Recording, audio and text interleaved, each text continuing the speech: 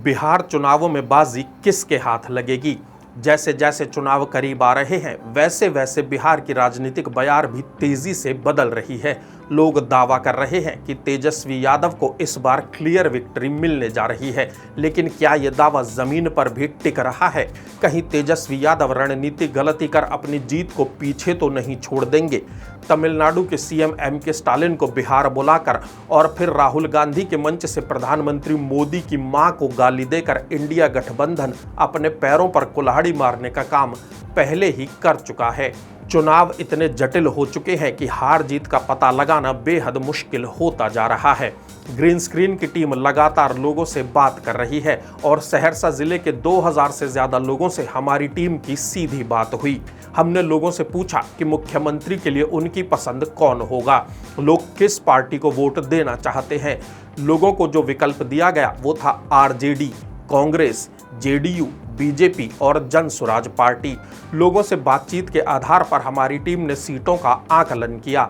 सहरसा जिले की महिषी विधानसभा सीट अभी जेडीयू के पास है और विधायक हैं गुंजेश्वर शाह। गुंजेश्वर शाह को सिर्फ 1630 वोट के अंतर से बिहार चुनाव में जीत मिली थी। 2025 के बिहार विधानसभा चुनावों में ये सीट एनडीए के हाथ से छिटक सकती है। महिषी विधानसभा सीट पर जीत आरजेडी की होती हुई नजर आ रही है। सोनबरसा विधानसभा सीट जिले की सुरक्षित सीट है। इस सीट से विधायक हैं जेडीयू के रत्नेश सदा। 2020 के बिहार विधानसभा चुनावों में रत्नेश सदा के करीब 20% वोट कम हो गए थे, फिर भी उनकी जीत का मार्जिन 16,000 वोट से ज्यादा का था।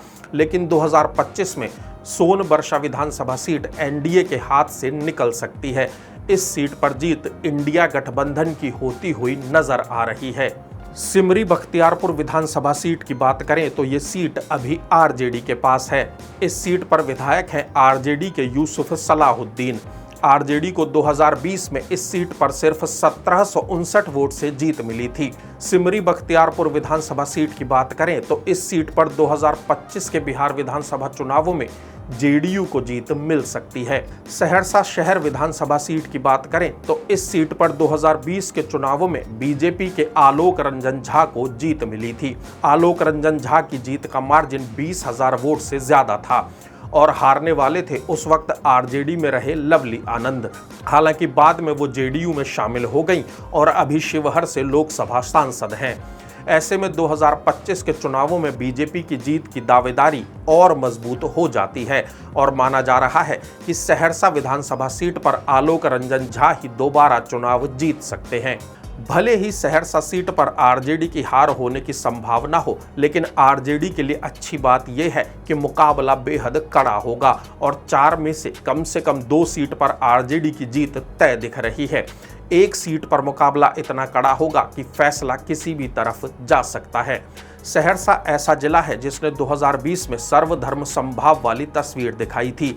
2 सीट जेडीयू को, 1 सीट बीजेपी को और 1 सीट आरजेडी को दी थी। इस बार राहुल गांधी और तेजस्वी यादव की वोट अधिकार यात्रा से आरजेडी के लिए मजबूत माहौल बना हुआ है। एसआईआर का मुद्दा भी अब तक तो हावी ही रहा है, लेकिन क्या ये मुद्दा आगे भी हावी रह पाएगा? ये सवाल बेहद अहम है, क्योंकि अब बिहार चुनाव में मोदी की मां को गाली और कांग्रेस ऑफिस को क्यों तोड़ा जैसे मुद्दे हावी होते जा रहे हैं। ग्रीन स्क्रीन के वीडियो यदि आपको पसंद आ रहे हैं तो हमारे वीडियो को लाइक और शेयर जरूर करें। चैनल को सब्सक्राइब करना भी ना भूलें ताकि बिहार से जुड़ी सटीक कवरेज आप तक लगातार पहुंचती रहे।